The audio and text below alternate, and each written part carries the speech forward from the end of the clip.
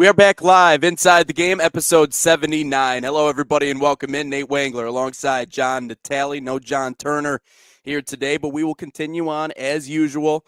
Nate Wangler alongside John Natale. Again, episode 79, continuing to approach episode 80. We got to get to episode 100 here. I don't know. We have to have something big, special planned for number 100, so we got to put our heads together. But I know, John, you're working on a couple of new intros for the show, so appreciate you that you're getting more and more involved. I feel like with every passing week, and I absolutely love it. But how have things been on your end? I know we're getting into crossover season a little bit with some different stuff, and you mentioned how you've been picking up some new teams. So how have things been on your side?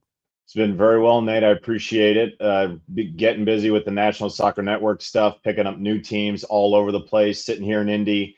You know, you kind of revel at the technology that we've talked about what we're able to provide for teams out there of every different nature, whether it's high school, whether it's APSL, even getting into the USL2 stuff. So we're all over the board, and was very fortunate to get the Green Bay Glory of WPSL in the Midwest Premier League up there they play in Appleton. They play at a university in Appleton, but they are based out of Green Bay. So I'm very excited about that.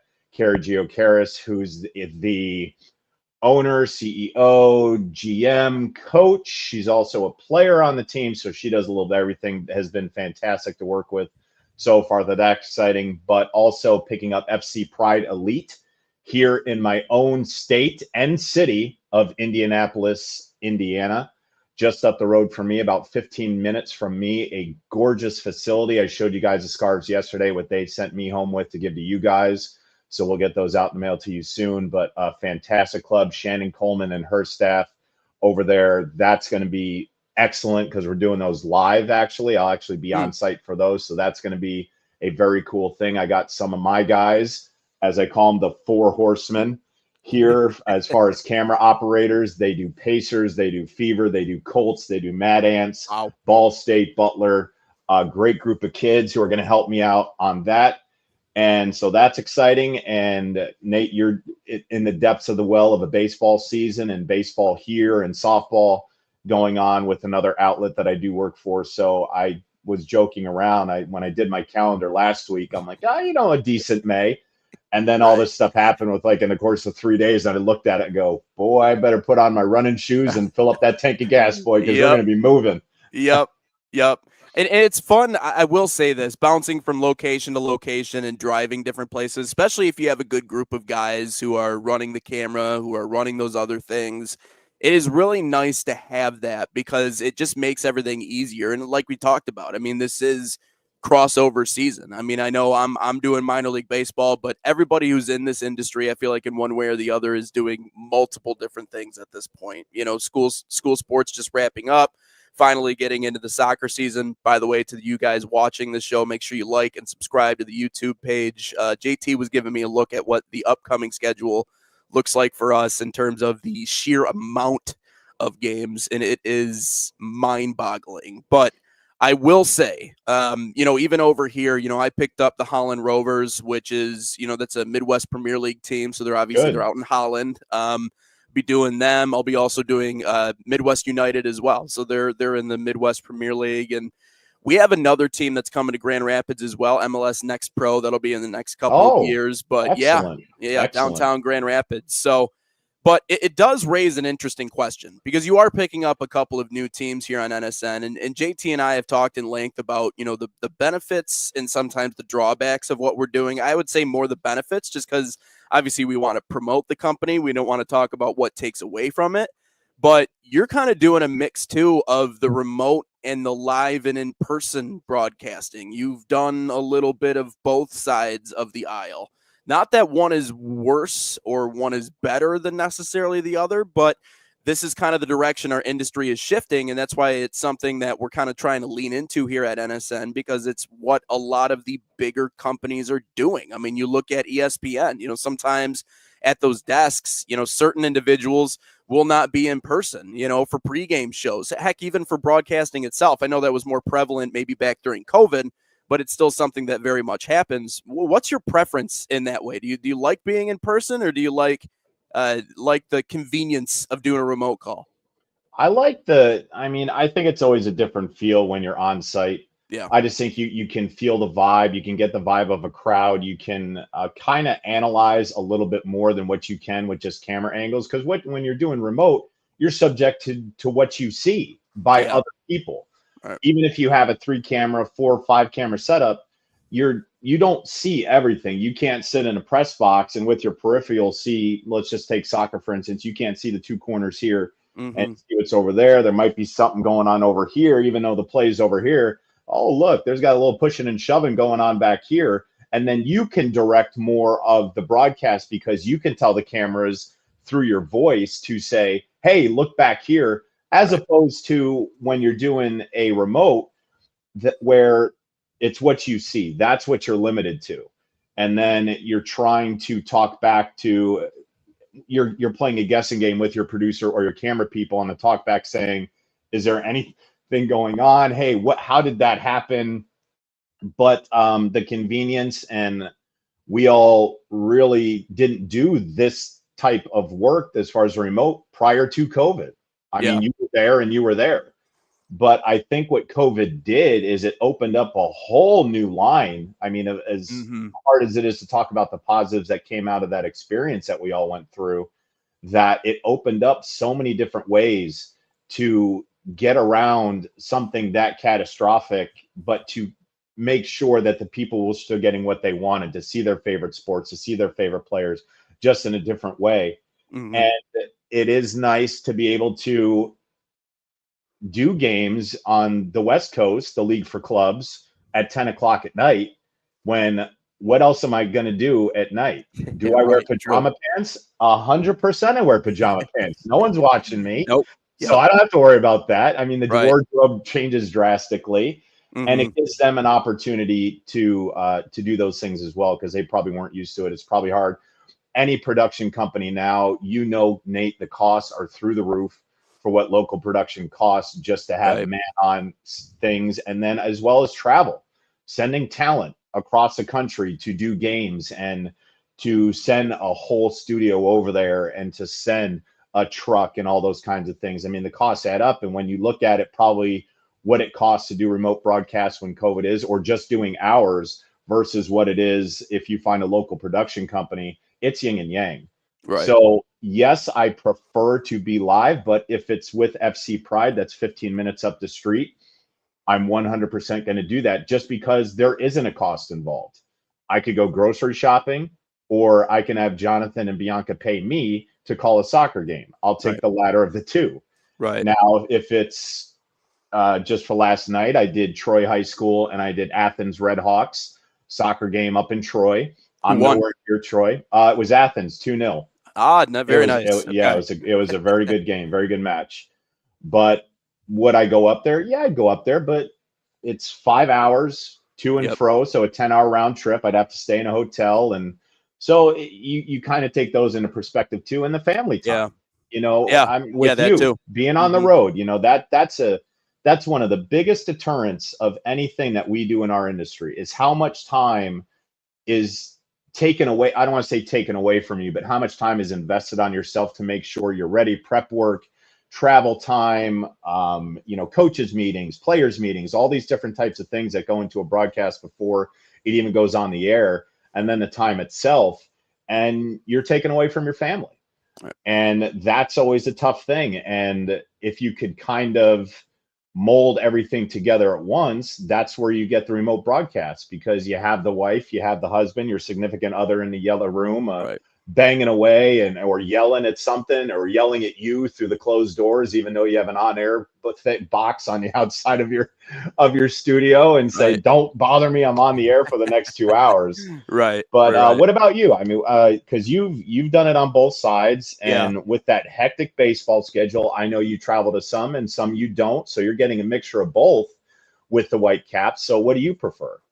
I will say this, and very quickly, I'll work this in from Luke Schrock. He goes, I'm having a meeting as the SID at Bethel today about replay system. So that's moving forward small college athletics. That would be awesome to see. I know most places sometimes are just a one camera setup and then just a guy talking. So just anything to add more to Wait, what that. college But was that? What college was that? Bethel University. Up in Yeah. Yep. South Bend. I All right, can't. here now we're cooking with steam. We got I'm Indiana tuning in now. I love I'm this. always in your neck of the neighborhood, man. I'm always in South Bend, Fantastic. and I'm coming down to Fort Wayne when they play the Tin Caps because that's the best minor league stadium, at least in the Midwest League. I think it's the best stadium. So that place is at least the way they built it because the crown jewel used to be Dayton, like Dayton when they built that place, and for a great cause too because it's a big stadium and it's a Yeah. big town and it's right by Cincinnati and And they what draw. They yeah, draw heavily. Yeah. and what they benefit from is that their minor league team is in the same state as their major league team, or not the same state, but they're like geographically really close. So like you get a lot of Reds fans in there. So Yes. Yes. the same idea with obviously with Fort Wayne being a San Diego affiliate, not quite the same exact thing. But what they have been able to do is they've built it so nice to where the actual experience of coming out and seeing something there, whatever it is really, it's what makes the difference. I'll say this, what we do, and it's changed a lot since COVID. What we do is we will go remote. We used to go from a studio. Now, my broadcast partner, he has a nice enough setup in his basement, believe it or not, that we will go and do it there. And a lot of it has to do with convenience. I think the other side has to do with, as broadcasters, the hardest thing is the travel. The hardest thing is the constantly having to go from place to place. There is never any level, there is consistency, but it's hard to get through to people to have them understand that in a lot of ways, like if you wanted to date or marry, a broadcaster, it's essentially like dating or marrying someone on the team. That's essentially what it is because we are, and I say this to the guys before every single year, we are the team's media. That's who we are. We might not be in the clubhouse, we might not be in the locker room every single day, but we are the outreaching arm of what this team is, which essentially almost makes us part of the team. Now, there are different things associated with that, but with all of that being said, it kind of opened up the doors to, okay, we love to be with them, we love to be on the road, we love to be around them, all these other things, but he has a daughter. Obviously I'm doing the soccer stuff and I've been very blessed to be able to have the opportunity to do that. So we always talked about, what is the best way we could do this, but still provide a good product. And the way we came up with was we could do this remotely. And, unlike a lot of places, and I know JT, nice thing about here at NSN, generally speaking, they have the technology to feed stuff like natural sound into our ears. What's up, Footy 517? Welcome in. But on our broadcast, what we'll do is we actually have crowd sound built into our system. So we will play that. We will play back cracks. We will play crowds cheering. And what we did, oddly enough, John, this is so funny, is my broadcast partner went to a game in Milwaukee last year. And he brought his crowd mic or his field microphone, which is the same field mic that we use at minor league games. And he recorded the audio from the game. So crowds Hey. cheering, the crowd cheering, crowd booing. And so we use all of that in our platform. So in a lot of ways, that not only has created convenience, but at the same exact time, the org looks at it and they go, ooh, like less money. Like I don't have to pay you to go to these different places. So at the end of the day, it works out for everybody. I'll say this, nothing can replace the experience of actually being there in person. Because a lot of what our industry is, and maybe you can double down on this, maybe you think the same way, but a lot of what we do is feel based, right? We take in the vibe of the environment around us and we mold our broadcast around that.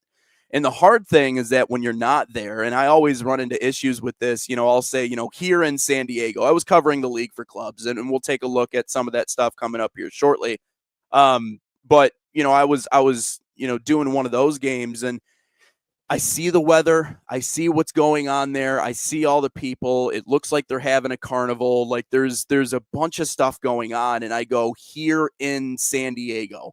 Well, I'm not here, right? I'm in Grand Rapids. I'm not there. I'm not in that moment. So every single time I will say that I guess I prefer in person. Remote's not bad. But the other thing I'll say, and maybe you've run into this too, and I guess I can ask you this, I think there's something to be said about actually being there in person and being face to face with these people, because a lot of them just don't know that stuff like this is available, because we saw this transition in journalism, right? It used to be, you had your main news outlets, your big news outlets, and they all did business pretty much the same exact way. And you knew exactly where to go. When TV news was at its height, you turn the TV onto the one channel, you got your news package, you knew exactly what to expect. It went from that to now independent journalism pretty much dominates that space. Not to say that, the big dogs don't exist anymore. They do, or that their credibility's gone away. But I think we've gone through that transition of, big to now it's more independent journalism. In the world of broadcasting, it's gone the same exact way. You have your big dogs, you have your ESPNs, your CBSs, your everything like that. But then you've seen the other side. I know about 5 different guys that have similar models to what we have. Of course, not to the extent to NSN, but they essentially made their own networks. And now they can go out and they can connect to these cameras and do their own things. Of course, the remote thing is a little bit different to us, but I think to be in person at these soccer clubs and to look these people in the face, I think makes a world of difference at the end of the day. I mean, what do you see about that side of it, just to let people know that this product actually exists? I think what we've been going back and forth, and I'm sure we're at episode 79 now. I'm sure this goes back all the way to episode 1, is how do we build the game? How do Yeah. we, who's your flavor, baby? Love it, Luke. Saw you guys last year when you came down to Marion for a baseball game. So there you go. Justin Masterson, former Cleveland Indian legend, Okay. is a Bethel guy. So it's good. It's cool to see that. But back to your point, Nate, is it comes down to funding and what we do, being able to afford a team. We have our package, we have 5, we have 10, some you get some bells and whistles, some you don't, but it's still an option. And with that, you always get a play-by-play broadcaster. Yeah. I wish that teams realize just how big that is. Now, you and I know, and JT as well, that we've come into accept, and this is as a PA announcer, this is a broadcaster, even an MC entertainer, like when I do coach at Fisher's Freight Games. Yes, it's more about me in that environment, but overall, it's never about me. It's never about us. Nobody is tuning in, bought a ticket or anything to listen to us. They're watching the game, especially in minor league baseball. Minor league baseball, the viewership outside on TV and everything like that, radio is a little different, but it's not that great because you're not getting all those wacky promotions. There's not bananas running around. There's not, hamburgers with Krispy Kreme donuts as the buns being flung into the stands and all that kind of fun stuff that goes along with minor league baseball. Right. As much as you love the game, that baseball's probably the 3rd most important aspect of the game itself. It's the promotions, it's the fanfare, and then the game. Because guys come and go, you can't gravitate towards a certain player because if they're good enough, they're going to be at AAA before you know it. If they're bad, they're getting their ticket, they're on that bus down to wherever they're going to go, or they just flake out. And then you'll get your rehab start, and that's when you said your stadium holds $9,000. The Whitecap, they're the affiliate of the Tigers. The Tigers. Okay. Yep. So Scooble makes a rehab start. He's going to pitch 2 innings. He's going to mow down 6 batters, Right. maybe give up a hit because someone just stuck the bat out Willie Mays Hayes style. Oops. And it trickles and he runs it out. But other than that, that's the show. And then after 2 innings, it dies down. You're back to regular baseball again. And I have no idea where I was going with all of that. But anyway, I remember. I got caught up on that. But I think it really gives teams an opportunity to you mentioned League for Clubs. We talk about the APSL, our Midwest Premier League, our WPSL. When we look at these screenshots of our single camera and the stands are on the other side, and you count on your both hands how many fans there are. Okay, they're not drawing, so how do we give them another opportunity? And we do that. That's the ability that we bring to that. People aren't going to show up because we're set up there. The sell is on the remote capability that we have with equipment that you already probably have. You don't have to go out and rent a bike because we can do this on iPhones. We can do this on the VO cameras. We can do this on Huddle. We can do this on all these different types of cameras, remote cameras. And it just gives a very affordable solution to teams out there, and a quality one at that, where that we can provide. And if they're serious about making that step, if they were serious about getting $60,000-$70,000 to jump in a league or whatever the amount is per league that they go in, you're telling me they can't get a few more $1,000s to get their whole season broadcast and start selling to their sponsors that aspect of it? Who likes advertising more than anything? Teams love it, but it's the advertisers themselves. What good is it to have a McDonald's sponsor from a local franchisee to have your billboard in a stadium where you're only there 5 times, and with a limited amount of people? But if you're on the air and you're putting graphics up and you have people watching this, and this, okay, it's not necessarily going to be driven to McDonald's in so-and-so city. How many McDonald's are there? So it's another open avenue for them to throw a little extra bucks in the kitty to sell that package, and then everybody's happy. It really comes down to the seriousness of it, Nate. Like how we've been talking about the seriousness of the fans and what they want to do. How serious are these teams when they get into this? Is this just like a side project and it's something that they always wanted to do, or be an owner, or I'm just going to try my luck because I still think I have something left in the tank as a player? But where's the overall investment? What's the end goal? So I just think that it's what's coming around, and it's just another end of technology. Look at the cell phone. First one we knew about was Zach Morris back in Saved by the Bell, that big brick of a cell phone. And now we've got them, this big and whatnot. But surprisingly, they're starting to grow. I just looked at the new Samsung. It's bigger than my head. It's like carrying around a computer screen on the side of your head. This is mine. I mean, that's all I need. Look at that. I mean, it covered up your whole hand. I mean, geez, it's like tablets that we're using. But I think it's the new wave, Nate, and it's not radio. Everybody jokes that nobody listens to radio anymore. They do, because radio is never going anywhere. It's free. It's an outlet that is cheap for people, and it'll always be there. And I think this is kind of what that's going to be. This is going to become the new normal.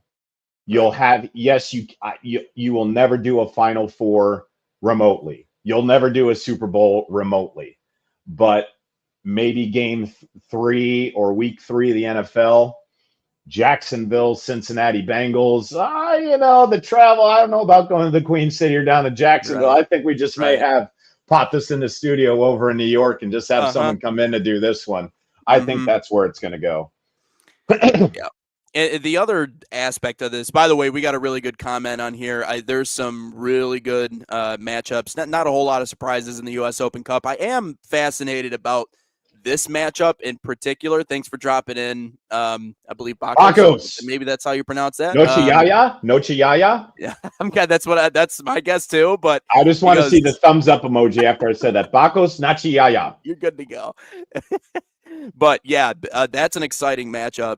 Chicago Fire haven't won, I believe, in their last 5 matchups, and that's a streaky Detroit City FC team that's going in to face them, and against Greg Berhalter too. So the previous head coach, the head man of the U.S. men's national team. So that'll be a really good matchup. I guess we can take a look at some of those other matchups. Lots of them.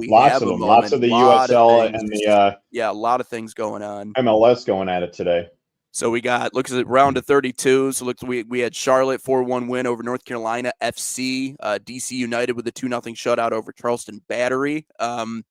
Elsewhere, Nashville with a 1-0 lead over Chattanooga Red Wolves. I was a little disappointed about that one. I was hoping that the Red Wolves would make a deeper run. They had you talk about one of the greatest showings in the early rounds. They really brought the people out, but ended up falling there. New York Red Bulls 4-1 over Colorado Springs Switchbacks. Tacoma Defiance and Portland 3-2 win over Tacoma. And then got some of those other games coming up here today. Pittsburgh Riverhounds SC against New York City. So got Rhode Island against New England, 7:30 That's an matchups. intriguing one. The Rhode Yeah. Island, New England. That's it. Well, look out for that one. Defending USL champion Rhode Island against New England Revolution. That's a good match. And we'll talk about, and I thought it was interesting. We got to chat about it yesterday. I do think it is a big deal for anyone who's not in the MLS to go on and win this, just for brand visibility. But we'll touch on that. Here's another good one for you. And I know you were chatting about this one before we got on the show here today. Philadelphia taking on Indy 11. Any predictions? Any thoughts on that one? I know you're close to the fire, so I don't unload per se. But what do you think about that matchup? If I look back and I have my thoughts about it, considering I get a paycheck from them, I'm going to say it's going to be a great match, Nate. There you go. Either one of these teams could come out a winner. That's true. Yeah, this is 90 minutes. I mean, maybe a little bit more. Just win it. Just win. That's all. That's right. Yeah, they got to win, so they can't go home. So they get them in a shootout. You never know. The rest of these matchups: Louisville City FC against Minnesota at 7:30. Also, Tampa Bay Rowdies against Orlando City, and then again, that's the big one. 8:00. Chicago, Detroit City FC. It's also just fun, the Chicago-Detroit dynamic of Rivalry. it all. I mean, that's always something that we get into. So that also adds to that. St. Louis Union Omaha, FC Davis rather, and AV Alta FC, or Dallas, that is, not Davis. That is a League for Clubs team. Austin and El Paso Locomotive at 8:30. Phoenix Rising at Houston Dynamo at 10. And the late one, San Jose and Sacramento. That's a good one too. That's a good interstate rivalry right there, San Jose and Sacramento. Nate, something because I knew we were going to talk about this today, and it intrigued me last night because of a high school match I did in your neck of the woods in Troy, between Troy High School and Athens. So they're at Rhode Island. Okay, thank you for specifying that. I wonder if because they're the defending USL champions that they got that nod to have them come there. So that's really cool for Rhode Island and their fan base. But Nate, something because I didn't realize, and I didn't realize to the very end, I had known just that this is a big rivalry game. Troy and Athens, you're probably familiar with that. I know Jonathan is an Athens grad, right? So he was kind of pumped about that. But what I didn't know at the very end was that there was a trophy awarded for that game. It was like the Battle of Troy or something like that. Yep. And as I did my sign off and just waiting to log off, I saw them hoisting that trophy, and I'm like, oh man, I didn't know about that. And then all of yesterday we were talking about the intrigue and the excitement of MLS and just soccer here in the States. And we've been on this topic for a long time, and I don't think it's a topic that'll ever end. No. And I want to get people's thoughts on the chat. I love how many different voices we've seen on the chat this morning. That's great. A couple new ones. So I want to say hi to everybody. Thanks for tuning in. But we got the name right, by the way, very quickly. We got it. Yeah, bang. We got yes. See, that's why I'm a PA announcer. That's why they pay me the big bucks as a PA announcer. Get it right, boy. Get it right. That makes me happy. But Nate, so you take let's take let's take some sports. Let's take basketball, football, Major League Baseball, hockey, and soccer. Which one is your least followed? Which one do you not pay attention to the most? Me personally paying attention? Yes. And I hate to admit this on the show that I'm actually doing. Not that I don't follow it, because I have been watching it a lot more and obviously following along with the leagues that I do. And in terms of exposure and following it, I would probably say soccer. Now, a lot of that comes down to something that's I guess pretty simple to understand. The For You page feeds you things, you know what I mean? Depending on what you follow, depending on what you watch. So a lot of times, it will feed me what's popular at the moment, which is playoffs, NBA playoffs, NHL playoffs. It will share me a lot of Major League Baseball stuff. I'll get a lot of soccer content if I'm on the NSN page, but out of all of those sports, I'd probably say soccer at the end of the day, just because, yeah. So what would be after that? Would you say hockey? Probably. Okay. So I ask you, out of hockey and being a green fan of hockey, I know you're not watching it every night. You'll catch some high, especially now that they're in the playoffs and whatnot. You'll watch some of the bigger games. Right. But Name me some key rivalries in the NHL that you know about. As a fan that really doesn't follow it all that much, name some of the teams that you know get at it and that there's a big hoopla about it when they play. You know, anytime I know that, you know, Boston doesn't get along with anybody. I'll put it that way. So I feel like Boston and anybody, you know, back when I was following, I know the it's not as much anymore because they're not in the playoffs as any. They're going through a drought right now. But I know, you know, Red Wings, Penguins, Red Wings, you know, Blackhawks, historically very very heated rivalries. You know, I'd say any of the Canadian teams facing off against each other. I know Toronto right now. Who did they play in the first round? I'm trying to think. It was Winnipeg, I believe. But But Winnipeg and Ottawa is a Winnipeg and huge Ottawa. one. There you go. Yeah, with two Americans leading Yeah. as the Yep. two captains. So that's another heated rivalry. So I know that the Avs, you know, Avs Wings. You want to go way back. They were heated rivals. But those are some of the general ones that I see. I know that they're formed sometimes in the playoffs, but those are some of the ones at least that I know of. And now go up the ladder, go up to baseball, and not and it's not. Don't say Detroit and the White Sox because the White Sox shouldn't even be in Major League Yeah. Baseball at this point. They should go down to Right. 29. But Right. you think the first one that comes to bat, Yankees Red Sox. Yeah. I absolutely. don't care if you don't even follow sports, you know what that is. You should. You go to Yep. football. For me, Browns Steelers, that's huge. And that's widespread around the NFL too. People know about Browns Steelers. Lions Packers, that's huge. Lions Bears, that goes back to the 30s since those teams have been playing. Right. And then in basketball, Pistons Cavs, Celtics Lakers, Bulls Pistons. Right. We all know these things. You go into college ranks: Duke, Carolina; Ohio State, Michigan; Auburn, Alabama. We all know these. And then we know the names of some of the rivalries too. So I ask you, give me the name of one rivalry in MLS.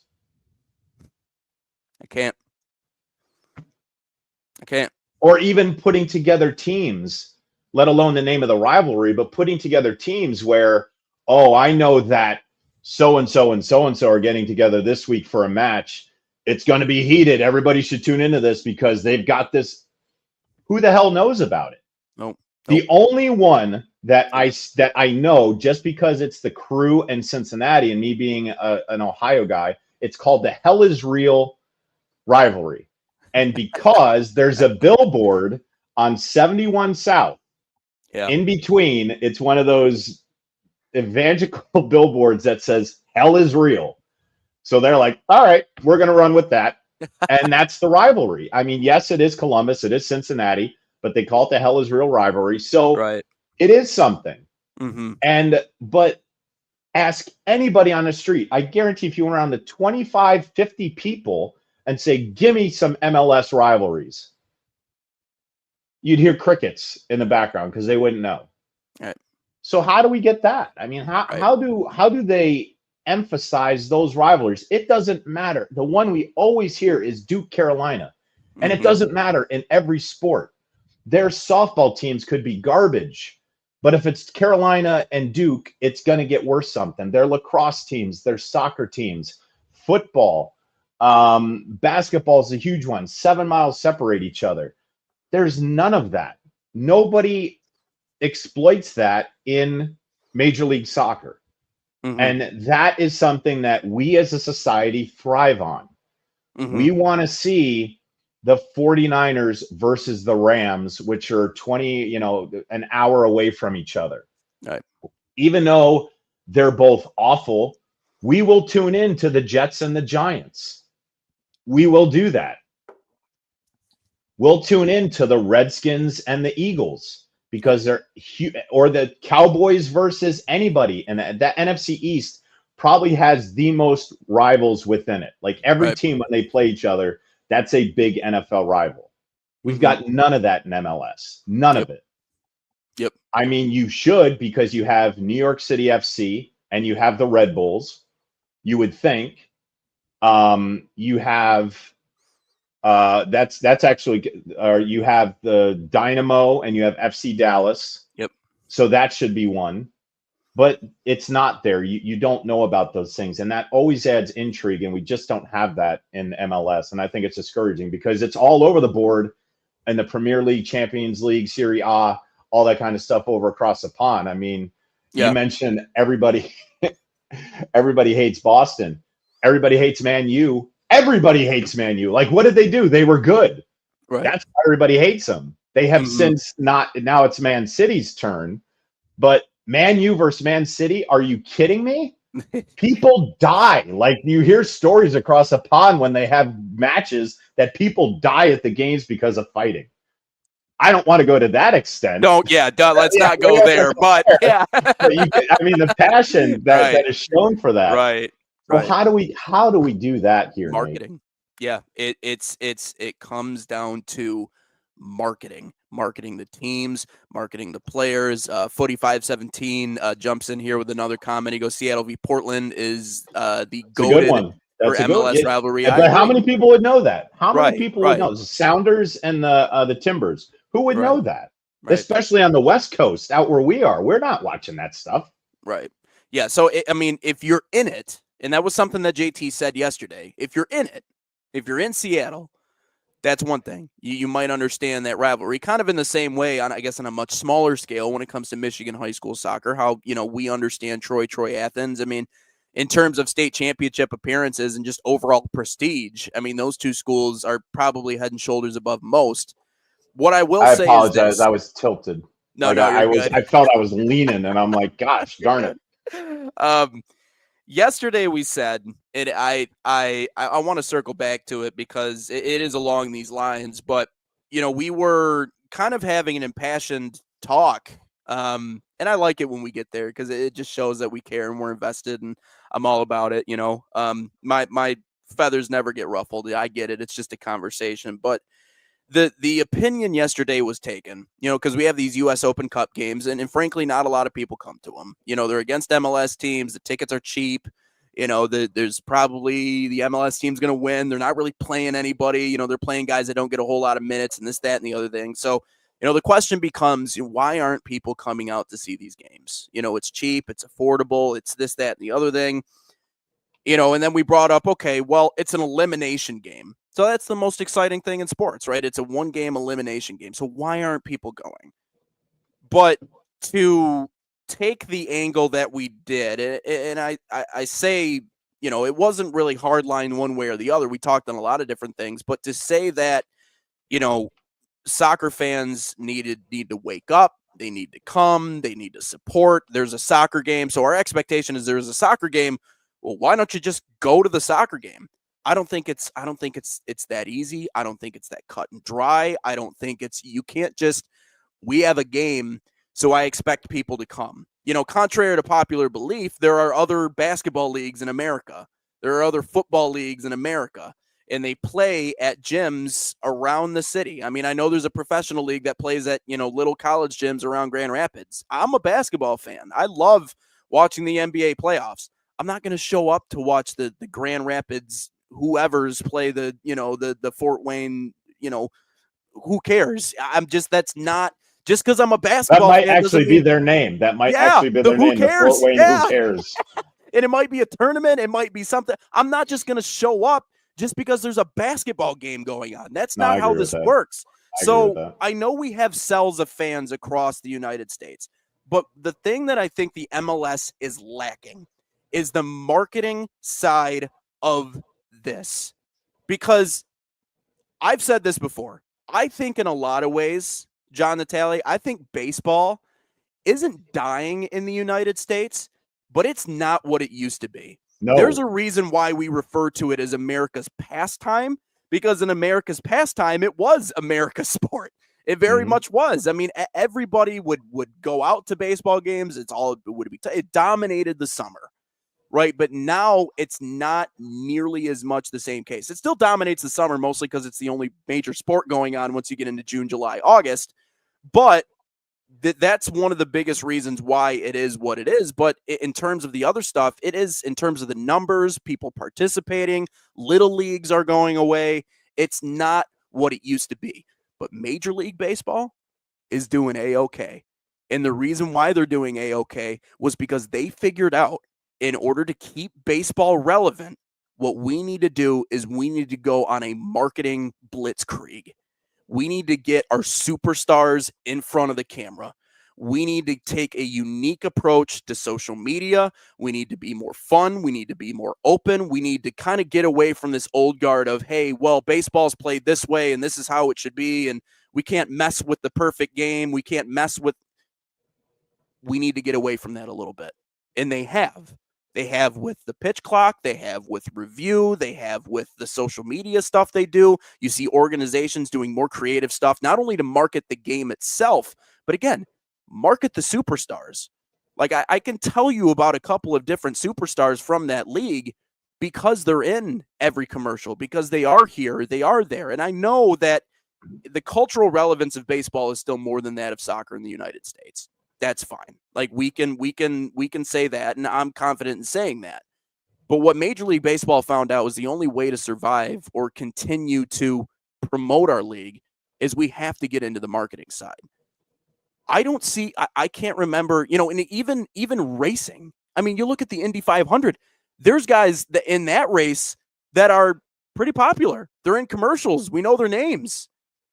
I can't tell you the last time I've seen an MLS player or anyone at the professional level here in the United States outside of Messi in a commercial. I can't remember the last time I've seen the MLS's social media page doing wacky, zany things in order to try and get people to watch the games. The actual game itself. Okay, it's cheap, it's affordable, come out. It's an elimination soccer game. You should come watch. Why? Is there entertainment value? Is there anything of value to the people that are coming out? Like we said on a previous episode, making it a destination, making it something that so people actually want to come out and watch as opposed to here's a game, here's a hot dog. All right, have fun. The marketing side of it for the MLS needs to take precedence if you want people, and not just the MLS, right? And I think there's way too many soccer leagues, John Natali. I think I'm kind of appalled as to how many soccer leagues there are because just how many I do alone. I'm like, where did this come from? Who can keep up? I know. Yeah. I know. So the issue is, I think, just to blame fans to go, hey, there's an elimination game. Why aren't you there? Why aren't you showing up to watch it? I think it's lazy and I think it's short-sighted. I think our focus should be on why isn't the marketing team doing a better job? Why aren't we marketing these players better? They're playing in Major League Soccer. This is the highest level of soccer in the United States. Now, we aren't Europe. Okay, and to Jonathan Turner's point, and I'll give him credit for this one, if you expect us to do things the same exact way as they do overseas, you've probably never been overseas. And if you have been overseas, and I'm not quite sure why you don't see why that's not feasible, because it's not. But there is something else they can do to market their league better. At least I think. Can't disagree with you on all. I thought that was kind of an egregious point, and you said it yesterday, and that's where I notice how I got quiet in that 15 minutes because I just saw you and him, and I'm like, all right, let's watch in my pastor uniform. Right, I was just like, I was just right. making sure things didn't get out of hand. But you said, JT, I'm not going to show up to an AAU game. When you said that, I kind of like my head went down and I just kind of grimaced a little bit. Right. But you are 100% correct. I am a huge basketball fan. Huge basketball fan. I love football. I like sporting events. I'm just a sports guy. That's my MO. I'm the sports guy. Right. So but how many games do I actually go to live are the games I work. Mm-hmm. If I'm going to go to a game here in Indy, yes, I will go to the Cavaliers versus Pacers when the Cavs are here. Am I going to every Pacers game because it's NBA basketball? Not a chance.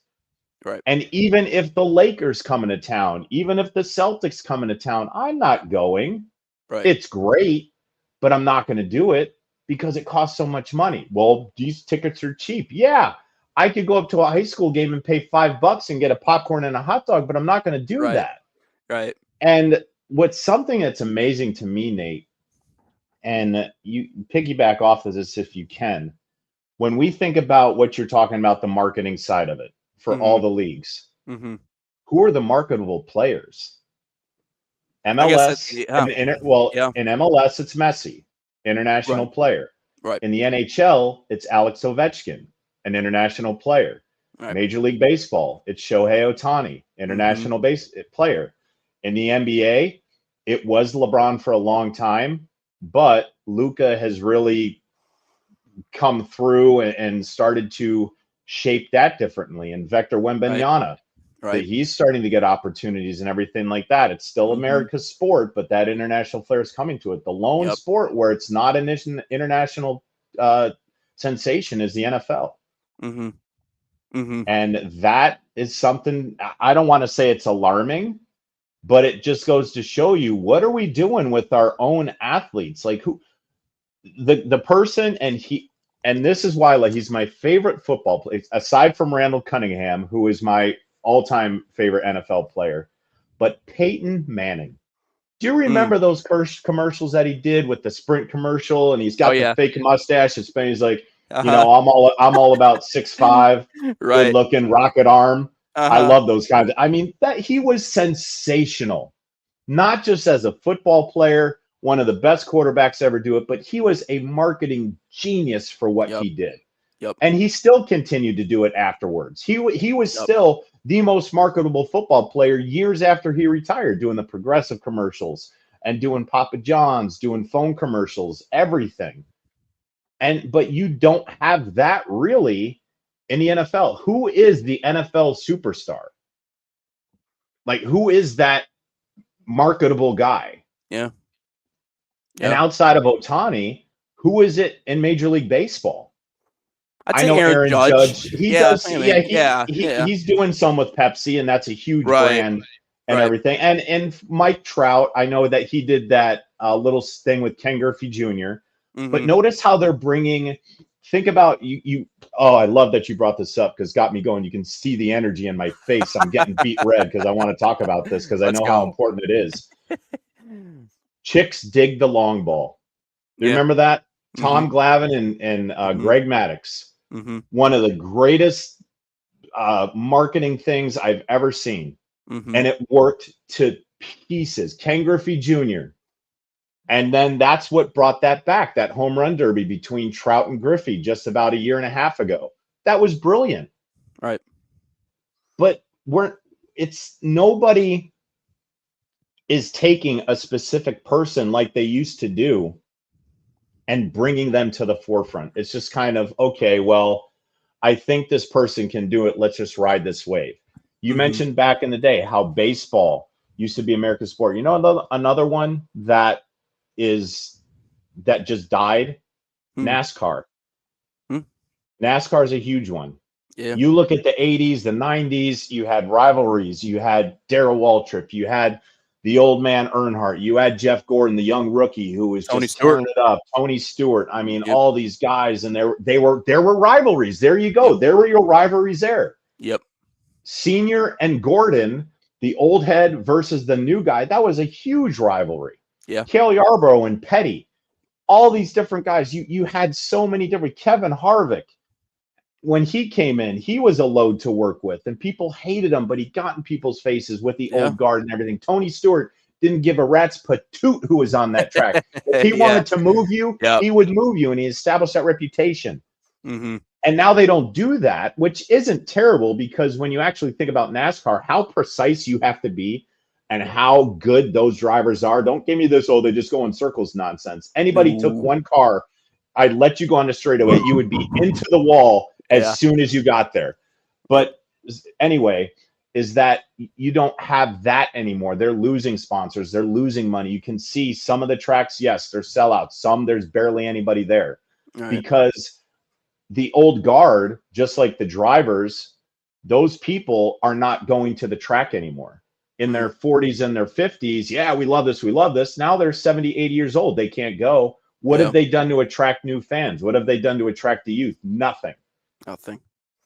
Nothing. And that's what's happening there. We're not doing it. We're trying to, and you make a beautiful point with baseball, we're trying to hang on to the past. Mm-hmm.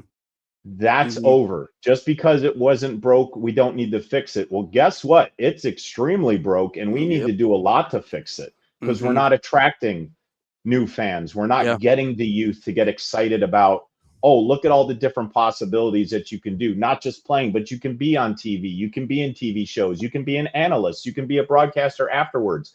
All these different avenues. It's just, Right. well, I'm going to sign my kid up to play soccer. He's going to become the greatest soccer player in the world. Go get him. I'm going to go to North Face and buy a coat. Right. And the side of it is, and people, it's always interesting because there's a lot of people out there that just think baseball is just a boring sport. Frankly, they just think it's boring. And I can't really disagree with you. I mean, I even don't. as a broadcaster, there are some days where I'm in the 6th inning of a game and I'm like, this is just, what is this? What am I watching right now? But Major League Baseball did, number one, they brought their superstars to the forefront. And number two, they emphasized the experience of baseball. And they sped it up. They sped it up. You know what I mean? They sped it up because they realized, what is society now? Society is not, we can't go out and spend 4 or 5 hours just sitting around together and chatting. Like, it's just not, it's not that people don't have the attention spans for it necessarily. I think we're just too damn busy. There's too many things going on. There's too many people to answer to. This thing alone, this thing right here has completely changed the way we interact with people. Because at any given point in the day, I probably have 12, 15 text messages that I need to answer, that I need to get to. But in another universe, that wouldn't have happened. You know what I mean? Write a letter, come to my house. I don't know. Like, it's a lot different. So that has changed a lot. And Major League Baseball saw that, and that's when they made those changes, not only to the game, but also to the marketing and everything else like that. So that's why I wanted to give them kind of a tip of the cap here today, because when we talk about sports that people are like, that's boring. I don't really want to go to a baseball game.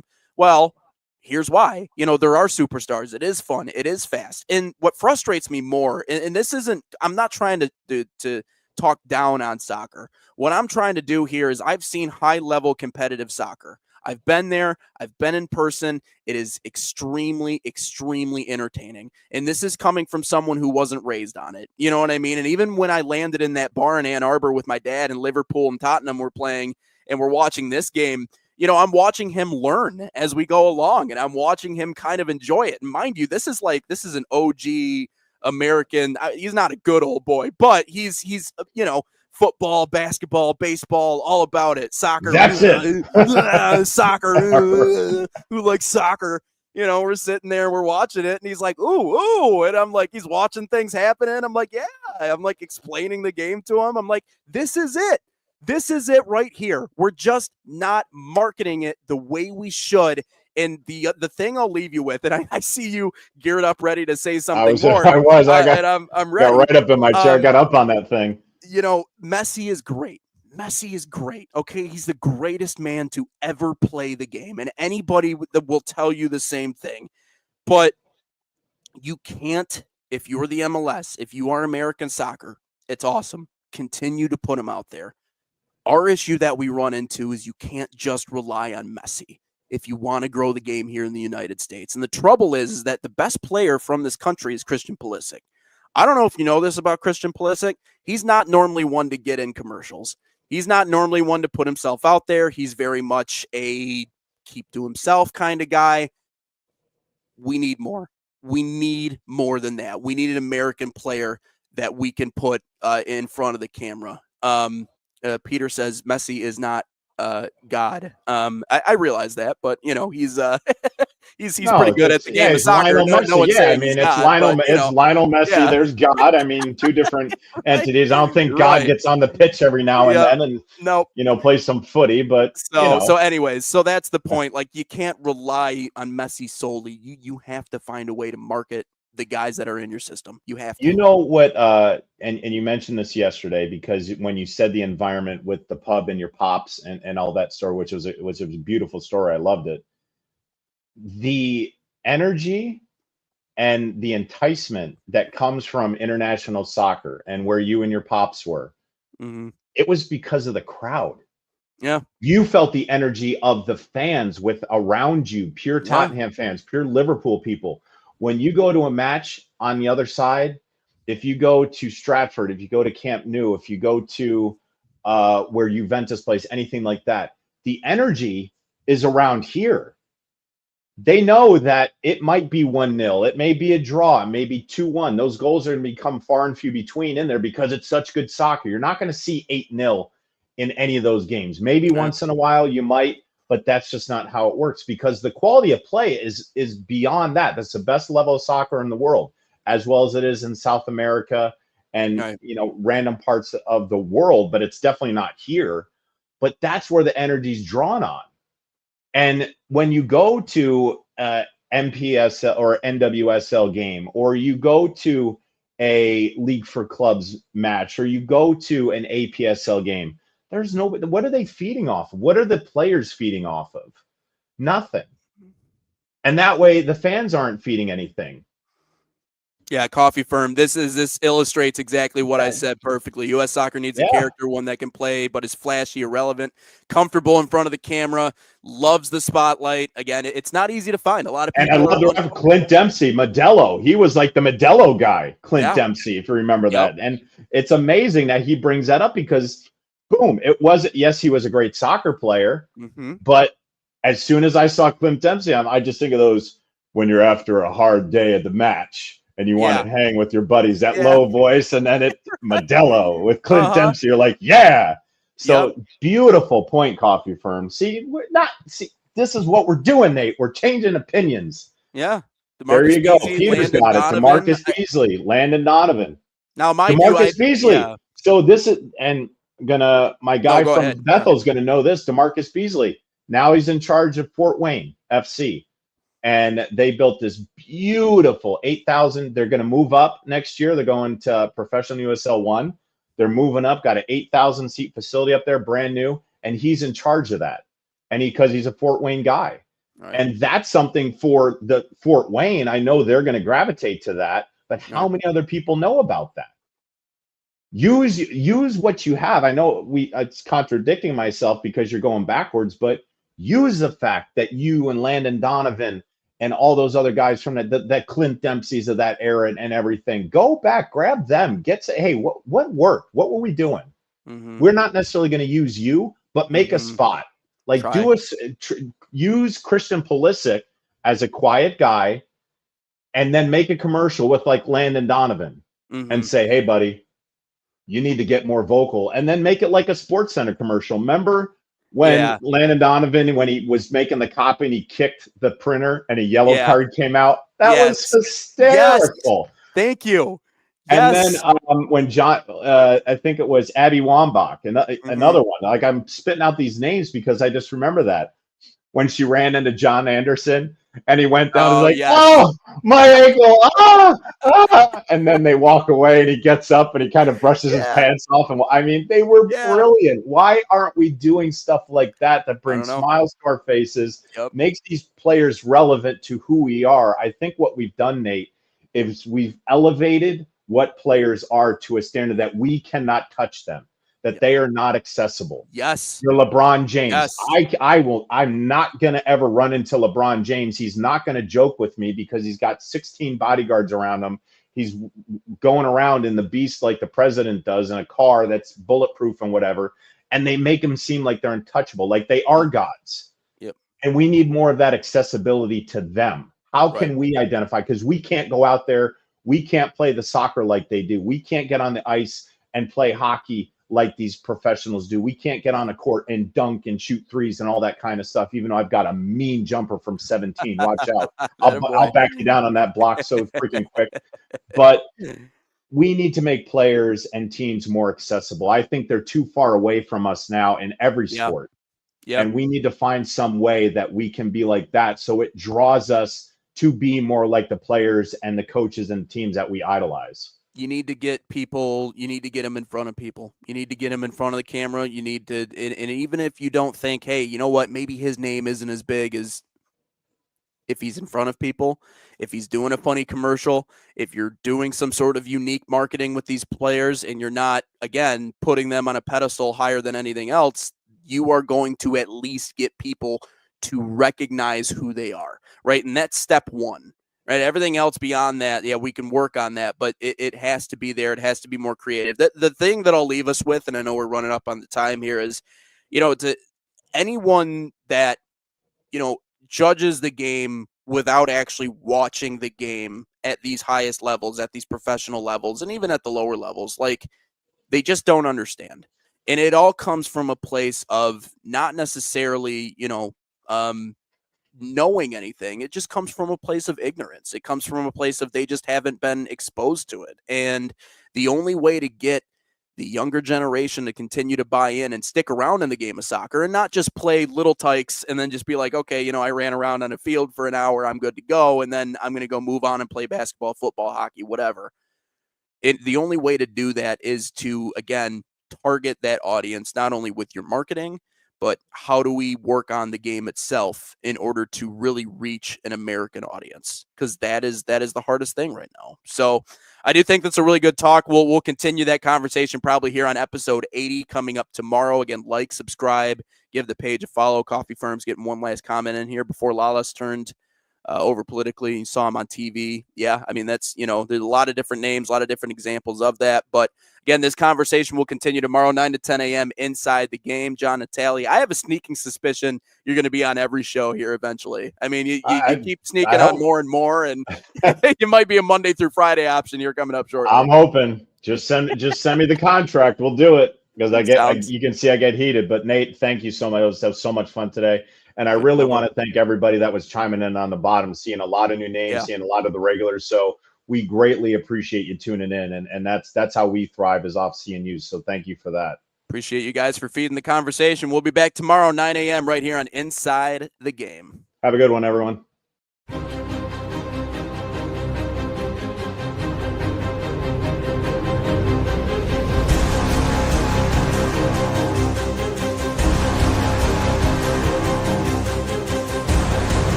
This has been a presentation of the National Soccer Network.